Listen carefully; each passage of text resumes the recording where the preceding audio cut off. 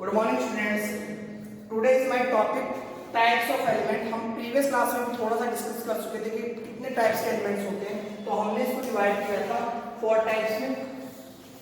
First of all S block element, S block element. Second is P block element, P block element. Third is B block element and fourth is F block element. तो हम कह सकते हैं कि types of element are divided into 4 parts, S block, P block, D block and F block. अब first of all बात करते हैं किसकी, एस ब्लॉक की। ये देखिए, हम जानते हैं कि एस ब्लॉक में ग्रुप्स होते हैं जो हमारे पीरियोडिक टेबल के ग्रुप्स थे 18, 1 to 18। तो फर्स्ट और सेकंड ग्रुप्स किसमें आते हैं, एस ब्लॉक के अंदर आते हैं। ठीक है, इसको हम बोलते हैं फर्स्ट ग्रुप को हम क्या बोलते हैं, alkaline metal, alkaline metal. First group में जितने भी एलिमेंट्स प्रेजेंट होते हैं सबको हम क्या कहते हैं, वो कैसे हैं, एल्केलाइन मेटल है। ठीक है, जबकि सेकंड ग्रुप क्या होता है, सेकंड ग्रुप में आएगा आपके alkaline, alkaline earth metal, earth metal. Second group में जितने भी एलिमेंट्स आते हैं उनको बोलते हैं एल्केलाइन अर्थ मेटल। एक फीचर सो ध्यान में रखना, ये जो आपके एल्केलाइन मेटल्स जो होती है वो वाटर के साथ रिएक्शन करके क्या बनाती है, water plus alkaline metal, alkaline metal. ये आपकी मिलकर बनाती है कास्टिक। कास्टिक देखो आपके काम आता है कपड़े धोने के। आपकी जो मतलब क्लॉथ के जो साबुन आती है, साबुन के अंदर क्या पाया जाता है, कास्टिक पाया जाता है, जो आपके मेल को काटने का काम करता है। कास्टिक बिना आप नहीं कर सकते। जैसे आप देखते हो नहाने के साबुन में भी कास्टिक आता है, लेकिन वो कम आता है, जबकि कपड़े धोने के साबुन में क्या आता है, ज्यादा आता है कास्टिक। तो ये क्या करते हैं, पानी के साथ क्रिया करके क्या बनाते हैं, कास्टिक बनाते हैं। फिर हम आगे बात करते हैं इसी में, इसकी जो ऑक्सीकरण अवस्था या ऑक्सीडेशन स्टेट जो होती है वो होती है +1। इसमें जितने भी एलिमेंट्स आते हैं वो +1 ऑक्सीडेशन स्टेट शो करते हैं, जबकि सेकंड ग्रुप में आने वाले क्या करते हैं, +2 ऑक्सीडेशन स्टेट शो करते हैं। फिर हम बात करते हैं इसके इलेक्ट्रॉनिक विन्यास के जनरल फॉर्मूले की। तो हम देखते हैं क्या आता है, NS12। फिर हम बात कर लेते हैं पार्टिकुलर एल्केलाइन मेटल की, एल्केलाइन मेटल इसके अंदर आता है NS1। जैसे आपके हाइड्रोजन आता है, हाइड्रोजन, हाइड्रोजन आपको पता है 1 पे आता है, तो 1s1। फिर लिथियम आप जानते हो कितने पे आता है, 3 पे, तो इसको आप क्या लिखते हो, 1s2 2s1। यानी जो आपके आउटर मोस्ट शेल है उसमें आप देख पा रहे हो कि कितना इलेक्ट्रॉन है, 1 इलेक्ट्रॉन होता है इसके। एक किसको शो कर रहा है, आउटर मोस्ट शेल के इलेक्ट्रॉन को शो कर रहा है। ठीक है, या फिर मैं कह रही हूं यदि ऐसा एलिमेंट जिसके अंदर क्या हो, अंतिम जो लास्ट जो आपका इलेक्ट्रॉन होता है वो कहां आता है, जिस ब्लॉक के अंदर एंटर करता है उसको हम क्या कहते हैं, उसके परिणाम देते हैं। यदि वो एस ब्लॉक में एंटर करता है लास्ट इलेक्ट्रॉन तो हम क्या कहेंगे, वो एस ब्लॉक एलिमेंट है। यदि पी ब्लॉक में एंटर करता है तो हम क्या कहेंगे, पी ब्लॉक एलिमेंट है। डी में करता है तो डी, और एफ में करता है तो एफ ब्लॉक एलिमेंट। इसकी हम बात कर लेते हैं, इसका इलेक्ट्रॉनिक विन्यास होता है NS2। क्या होता है, NS2। ये था हमारा एस ब्लॉक का जनरल फीचर्स हमने देख लिए। इनको क्या कहते हैं, alkaline metal, alkaline earth metal, +1 oxidation state, +2 oxidation state. General electronic configuration का फार्मूला क्या आएगा, NS1 -2। फिर मैं बात करता हूं सेकंड हमारा है P block topics. P block elements को हम जानते हैं कितने ग्रुप्स होते हैं, 13, 14, 15, 16, 17, 18। यानी 13 to 18 ग्रुप्स किसमें प्रेजेंट होते हैं, पी ब्लॉक एलिमेंट्स में प्रेजेंट होते हैं। और हम जानते हैं ये कौन से होता है, boron, carbon, nitrogen, oxygen, fluorine, neon. ये यहां से शुरुआत होती है एलिमेंट्स की। तो मैं इसको कह देता हूं बोरॉन फैमिली। इसका क्या नाम देता हूं मैं, बोरॉन फैमिली। वैसे इसको क्या कहते हैं, कार्बन फैमिली, नाइट्रोजन फैमिली। इसको हम बोलते हैं चैल्कोजन फैमिली, चैल्कोजन। जबकि इसको बोलते हैं हैलोजन, हैलोजन। और इसको हम बोलते हैं क्या, नोबल गैस, नोबल गैस। जानिए अगर आपके 18वें ग्रुप में जितने भी एलिमेंट प्रेजेंट है वो कैसी होती है, सभी की सभी नोबल गैसेज होती है। जबकि हम बात करें हैलोजन की, तो हैलोजन कौन से ग्रुप में आता है, 17 ग्रुप्स में प्रेजेंट जितने भी एलिमेंट्स है उसको हम क्या कहते हैं, हैलोजन कहते हैं, जैसे फ्लोरीन, क्लोरीन, ब्रोमीन, आयोडीन। अब हम बात करते हैं पी ब्लॉक के। देखो याद रखने वाले 2 नाम आपको अच्छे से याद रखने हैं, चैल्कोजन और हैलोजन। फिर हम बात करते हैं पी ब्लॉक के जनरल इलेक्ट्रॉनिक कॉन्फ़िगरेशन की। तो ये होता है हमारे पास NH2 Np126, यानी यहाँ भी क्या होता है आउटर मोस्ट शेल इलेक्ट्रॉनिक का कॉन्फ़िगरेशन क्या होता है NH2 Np126। जैसे मैं आपको यहाँ बताता हूँ 13 ग्रुप्स के लिए केवल, तो यहाँ क्या होता है NH2 Np1, इसका क्या होता है जनरल आउटर मोस्ट शेल का क्या होता है इलेक्ट्रॉनिक कॉन्फ़िगरेशन होता है। जैसे बोरॉन का ले लो एग्जांपल, मैं यहाँ बोरॉन का एग्जांपल आपको बता रहा हूँ। बोरॉन आपको सभी को पता है कितने पर आता है 5 नंबर पर, 5 नंबर पर हमने लिखा 1s2 2s2 2p1, 5 इलेक्ट्रॉन हमने फिल कर दिए।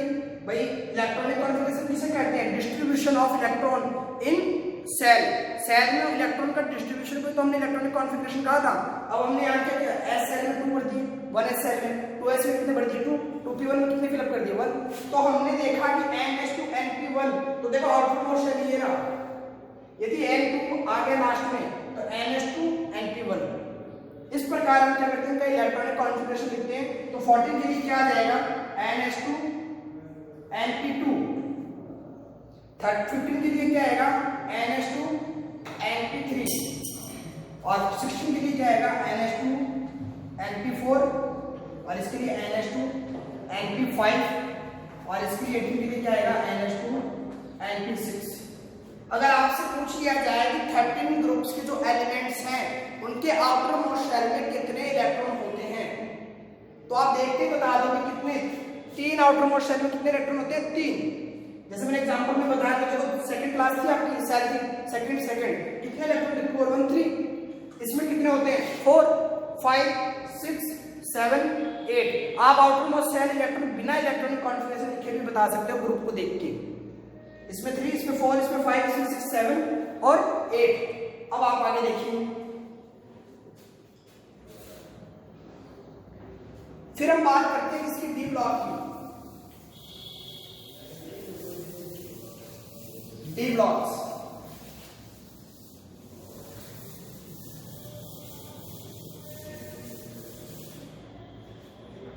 तो यहां हम पढ़ रहे हैं मॉडर्न पीरियोडिक टेबल, उसमें किस प्रकार एलिमेंट को हमने डिस्ट्रीब्यूट किया है, उसके टाइप्स किस भागों में बांटा है, उसको कितने टाइप्स में डिवाइड किया वो पढ़ रहे थे। हमने एस और टी ब्लॉक कर लिया, नेक्स्ट हमारा डी ब्लॉक। डी ब्लॉक सबसे पहले मैं बात करता हूं कि डी ब्लॉक्स में कितने ग्रुप्स के कौन कौन से ग्रुप डी ब्लॉक्स के अंदर आते हैं।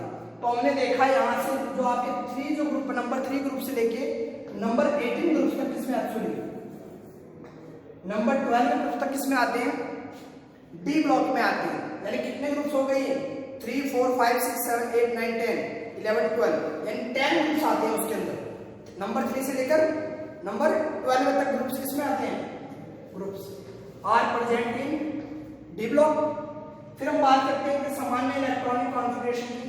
तो देखिए n-1 d 1 to 10 ns2, ये क्या होता है इनका जनरल इलेक्ट्रॉनिक कॉन्फ़िगरेशन का फॉर्मूला होता है। हम डी ब्लॉक एलिमेंट किसको कहेंगे जिसमें लास्ट इलेक्ट्रॉन कौन से सेल में आता हो डी ब्लॉक्स में आता हो, उसको डी सेल सब सेल में आता हो, तो उसको हम क्या कहेंगे डी ब्लॉक्स एलिमेंट। फिर हम देखो एक एग्जांपल बता देता हूं आपको। आप मैग्नीज को ले लीजिए, मैग्नीज आप सभी जानते हैं 25 नंबर पर आता है, 25 नंबर पर इसका इलेक्ट्रॉनिक कॉन्फ़िगरेशन देखिए 1s2 2s2 2p6 3s2 3p6 4s2 3d5। आपने इस प्रकार का इलेक्ट्रॉनिक कॉन्फ़िगरेशन लिख लो कि ओवरऑल के अकॉर्डिंग एनर्जी लेवल बढ़ते हुए क्रम में या इंक्रीजिंग ऑर्डर ऑफ एनर्जी। फिर आपने देखा कि यहाँ पे फॉर्मूला क्या था n-1 d को 1 to 10। अब n-1 देखो यहाँ पे n क्या था, मैंने कहा आउटर मोस्ट सेल के बारे में बताया था, हमारे पास मान लीजिए 4 था, ठीक है 4 में माइनस हो गया 3 आ गया, 3 - 3 और ये d यानी 1 से लेकर 1 से लेकर 10 के बीच में ये 5। और यहाँ देखते हैं ns2, तो n कितना था 4, तो क्या गया 4s2। अगर आप यहाँ से पूछ लिया जाए आपसे आउटर मोस्ट सेल में इलेक्ट्रॉन कितने, तो आप देखो केवल आपके पास आउटर मोस्ट सेल कौन सी है 4s2, तो यहाँ कितने हैं 2 इलेक्ट्रॉन्स है। यदि मैं इस पे क्या कर दूं Mn+2 कर दूं उसको, तो जो इलेक्ट्रॉन वो कहां से निकलेंगे 4s2 में, और आपके पास इलेक्ट्रॉनिक कॉन्फ़िगरेशन क्या आ जाएगा 1s2 2s2 2p6 3s2 3p6 और 3 यहाँ पे 4s क्या आ जाएगा 0 और 3d5। क्योंकि हम जानते हैं हमेशा इलेक्ट्रॉन कहां से निकलते हैं सबसे पहले जहां आउटर मोस्ट शेल से इलेक्ट्रॉन क्या होते हैं बाहर निकलते हैं। अब देखिए डी ब्लॉक्स एलिमेंट को हम क्या बोलते हैं, ट्रांजिशन एलिमेंट भी बोलते हैं। ट्रांजिशन एलिमेंट्स क्या बोलते हैं, ट्रांजिशन एलिमेंट्स भी बोलते हैं। क्यों बोलते हैं, देखिए यहां पे ड्यू टू, इसका रीजन बता रहा हूं, due two variable valency, variable valency, या फिर मैं कह दूं क्या, वेरिएबल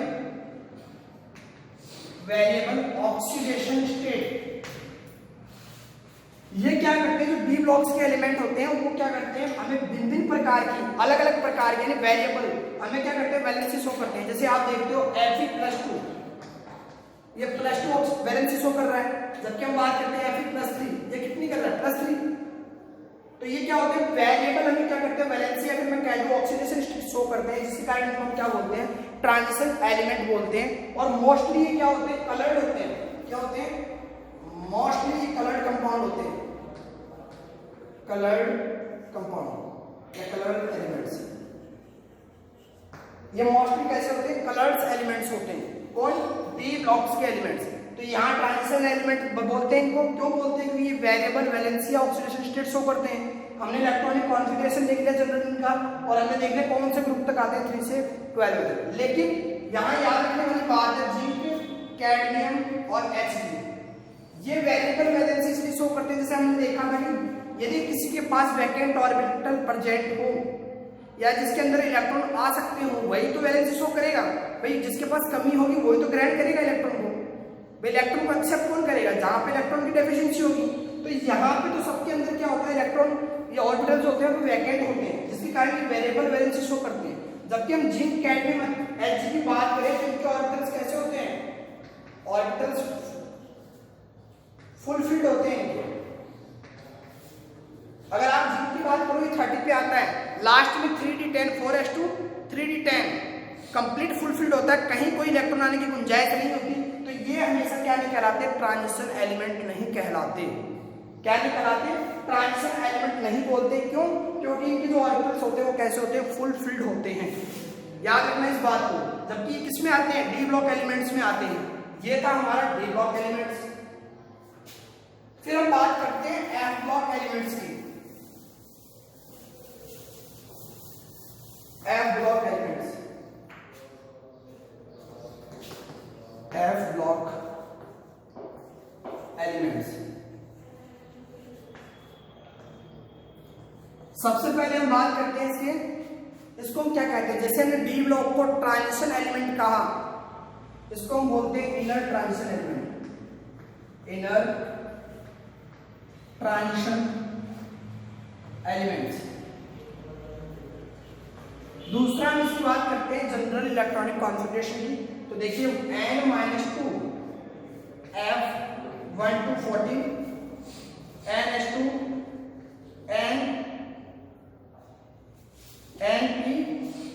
NH2 NP6 और यहाँ पे 3D022। ये यहाँ पे इसका क्या होता है, जनरल इलेक्ट्रॉनिक कॉन्फ़िगरेशन होता है। क्या होता है, NH2 N-1D N-1D022। यहाँ पे D में जो 0 से 2 इलेक्ट्रॉन तक ये फिलअप करते हैं। और ये N-2 यानी पहले 1 में जा रहा था तो हमने ट्रांजिशन एलिमेंट कहा था, ये और भी उसके अंदर जा रहा है तो हमने क्या कहते हैं, इनर ट्रांजिशन एलिमेंट। यानी जो लास्ट जो इलेक्ट्रॉन कहाँ जा रहा है, एफ ब्लॉक में जा रहा है, तो हम कहते हैं कैसे थे, एफ ब्लॉक एलिमेंट। अब एफ ब्लॉक के अंदर हम बात करते हैं तो दो हमारे पास सीरीज मिलती है हमें। एक तो लैंथेनॉइड सीरीज, लैंथेनॉइड सीरीज, और दूसरी हमारी होती है एक्टिनॉइड सीरीज, एक्टिनॉइड सीरीज। हमने देखा कि एफ ब्लॉक में 2 सीरीज पाई जाती है हमें, कौन सी, लैंथेनॉइड और एक्टिनॉइड। लैंथेनॉइड जो होती है वो सीरियम से लेके, इसको बोलते हैं सीरियम से लेके लुटेशियम तक मिलती है आपको। ये होता है, इसका एटॉमिक नंबर होता है 58 to 71। अगर आप देखो 58 से 71 के बीच में कितने एलिमेंट्स आते हैं, 14 एलिमेंट्स आते हैं इसमें।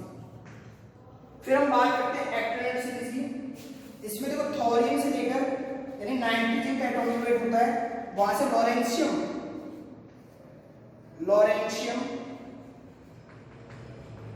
यानी मैं कह रही हूं एटॉमिक नंबर 90 से लेकर 103 तक के बीच के सभी एलिमेंट्स क्या कहलाते हैं, एफ ब्लॉक एलिमेंट्स कहलाते हैं। वो किस सीरीज के, एक्टिनॉइड सीरीज की।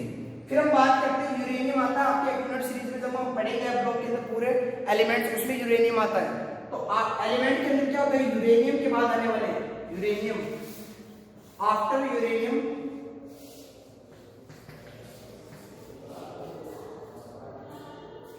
जो भी यूरेनियम के बाद आते हैं, शॉर्ट में लिख रहा हूं, यूरेनियम के बाद आने वाले तत्व को हम क्या कहते हैं, हम कहते हैं प्राइम यूरेनियम तत्व, जिसको आप क्या बोलते हो, ट्रांजिशन एलिमेंट को बोलते हो। लेकिन क्या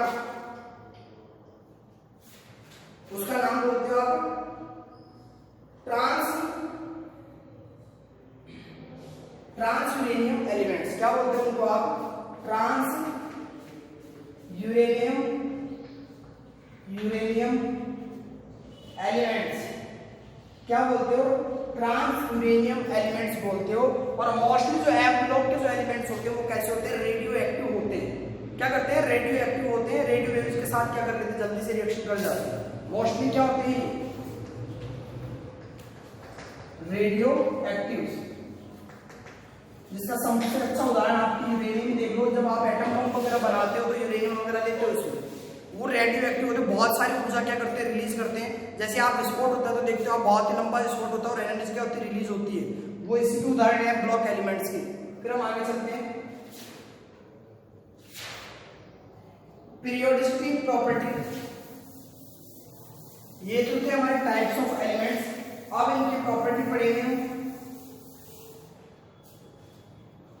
periodicity in properties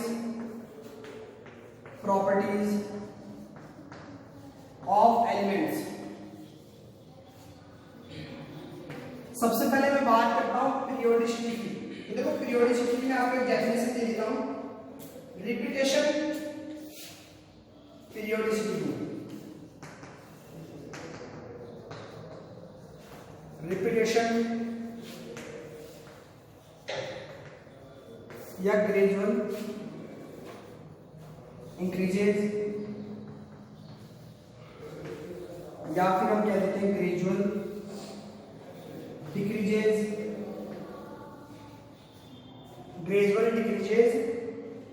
in property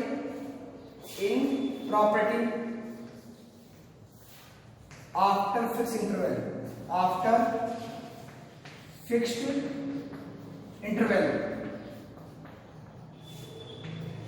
देखो आपने मॉडर्न पीरियोडिक टेबल देखी थी, उसमें क्या होता है, आप लिथियम लिया था आपने, लिथियम की प्रॉपर्टी आपने देखा था सोडियम के साथ कैसे सिमिलर होती है, क्योंकि दोनों एलिमेंट कहाँ आ रहे हैं, फर्स्ट ग्रुप में आ रहे हैं। तो ये क्या कहता है, फिक्स इंटरवल के बाद भी या तो उनकी प्रॉपर्टी क्या होती है, रिपीट होती है कि उनके जैसे ही होती है, या फिर क्या होती है, ग्रेजुअल इंक्रीजेस होती है, लगातार बढ़ती है। जैसे आप बात करो उनके एटॉमिक नंबर क्या होते हैं, सीक्वेंस में बढ़ते जाते हैं। ऐसा नहीं कि अचानक बढ़ जाएंगे, 11 के बाद में 12, 12 के बाद में 13, तो ग्रेजुअल इंक्रीजेस हो रहा है। या फिर क्या हो सकता है, ग्रेजुअल डिक्रीज हो सकती है प्रॉपर्टी फिक्स इंटरवल के बाद। इसी को हम क्या कहते हैं, पीरियोडिसिटी। सबसे पहले इसमें टॉपिक में हम पढ़ेंगे एटॉमिक रेडियस। सबसे पहले जो हमारी प्रॉपर्टी वो क्या है, एटॉमिक रेडियस। एटॉमिक रेडियस या फिर इसको हम कह सकते हैं एटॉमिक साइज। Atomic size. अब हम सबसे फर्स्ट ऑफ ऑल समझेंगे एटॉमिक रेडियस क्या होती है। ये हमने लिया था न्यूक्लियस, क्या कहा था हमने, न्यूक्लियस। ये हमारे क्या थे, सेल थी।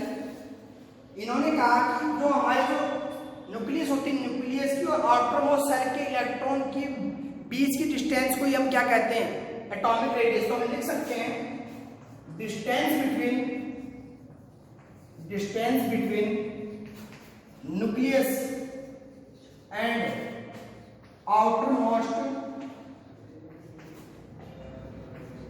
outermost shell electron is called atomic radius.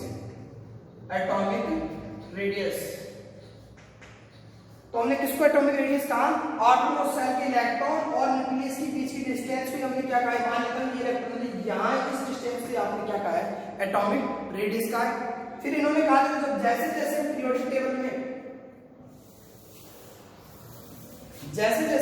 Table में क्या करते हैं, अप टू डाउन आते हैं, तो ये क्या होती है, इंक्रीजेज होती है, और लेफ्ट टू राइट जाते हैं तो क्या होती है, डिक्रीज होती है। अब ये समझेंगे कैसे होती है। जैसे मैं फर्स्ट ग्रुप की बात कर लेता हूं, पोटेशियम, लिथियम का भी पता परमाणु क्रमांक क्या होता है, 1 होता है। ये हमारा न्यूक्लियस था, ये फर्स्ट ऑर्बिटल था, इसमें क्या आ गया, 1 इलेक्ट्रॉन आ गया। फिर मैं बात करता हूं लिथियम, लिथियम कितना होता है, एटॉमिक नंबर 3 के अंदर देखते हैं ये हमारा न्यूक्लियस। फिर ये देखिए ये यहाँ पे क्या आएगा, 1 इलेक्ट्रॉन, ये 2 इलेक्ट्रॉन। अब अगले में जाएगा क्योंकि हमें पता है एक ऑर्बिटल में, पहले ऑर्बिटल में कितने आ सकते हैं, मैक्सिमम 2 इलेक्ट्रॉन्स आ सकते हैं। फिर सेकंड में गया 3 इलेक्ट्रॉन। फिर मैं बात कर लेता हूं सोडियम की। सोडियम में देखिए 2 इलेक्ट्रॉन आ गए। फिर यहाँ 8 इलेक्ट्रॉन आ सकते हैं सेकंड में मैक्सिमम। फिर ये थर्ड में लास्ट में क्या आ जाएगा, 1 इलेक्ट्रॉन। तो नंबर ऑफ सेल क्या हो रही है, इंक्रीज हो रही है। जैसे जैसे हम अप टू डाउन जा रहे हैं तो नंबर ऑफ सेल क्या हो रही है, इंक्रीज हो रही है, जिसके कारण कि जो एटॉमिक रेडियस है वो भी इंक्रीज हो रही है। फिर मैं कह दूं कि एटॉमिक साइज भी क्या हो रही है, इंक्रीज हो रही है। क्योंकि आप जानते हो जैसे जैसे एटॉमिक रेडियस बढ़ेगी उसकी एटॉमिक साइज भी क्या होगी, बढ़ती जाएगी। तो यहाँ रीजन लिख देंगे हम, नंबर ऑफ सेल इंक्रीजेस,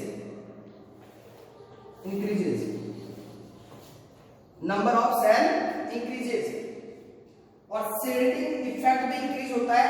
ये मैं आपको बाद में बताऊंगा क्या होता है shielding effect. Shielding effect increases, shielding effect भी क्या होता है, इंक्रीज होता है, जिसके कारण यहाँ पे टॉप टू बॉटम आने पर हमारे क्या हो जाता है, एटॉमिक रेडियस इंक्रीज हो जाती है, फिर मैं कहता हूं एटॉमिक साइज इंक्रीज हो जाती है। फिर मैं बात करता हूँ left to right. Left to right को मैं ले लेता हूँ, चलो boron, carbon, nitrogen, oxygen. Boron कितने पे आता है, 5 पर, एटॉमिक नंबर 5 पे। ये लो एटॉमिक, ये 2 इलेक्ट्रॉन और ये 3 इलेक्ट्रॉन। कार्बन की बात करूं मैं, ये 2 इलेक्ट्रॉन, तो इसका एटॉमिक नंबर कितना होता है, 6, 2, 3, 4। अब यहां हम देखते हैं तो नंबर ऑफ सेल इंक्रीज नहीं हो रहे, बट यहाँ पे न्यूक्लियस के बीच में जो अट्रैक्शन फोर्स लगता है, यानी आउटर मोस्ट शेल के इलेक्ट्रॉन यहाँ से इसके बीच में अट्रैक्शन फोर्स लगेगा इलेक्ट्रॉन और न्यूक्लियस के बीच में। क्योंकि न्यूक्लियस में आप सब जानते हो पॉजिटिवली चार्ज होता है। क्यों? क्योंकि वहां जो प्रोटॉन पाया जाता है, प्रोटॉन के पास कैसा चार्ज होता है, पॉजिटिव चार्ज होता है। और हम जानते हैं जो एटॉमिक नंबर होता है वो किसको डिफाइन करते हैं, प्रोटॉन को डिफाइन करते हैं। यहाँ पे प्रोटॉन कितने हैं, 5, यहाँ कितने हो जाएंगे प्रोटॉन, 6। ये क्या करते हैं, इन इलेक्ट्रॉन को अट्रैक्ट करते हैं। बट ये जो आप 2 सेल देख रहे हो, ये फर्स्ट सेल के इलेक्ट्रॉन सेकंड सेल के इलेक्ट्रॉन को क्या कर रहे हैं, रिपेल कर रहे हैं। तो यहाँ पे जो क्या होता है, nucleus effective nuclear charge, effective nuclear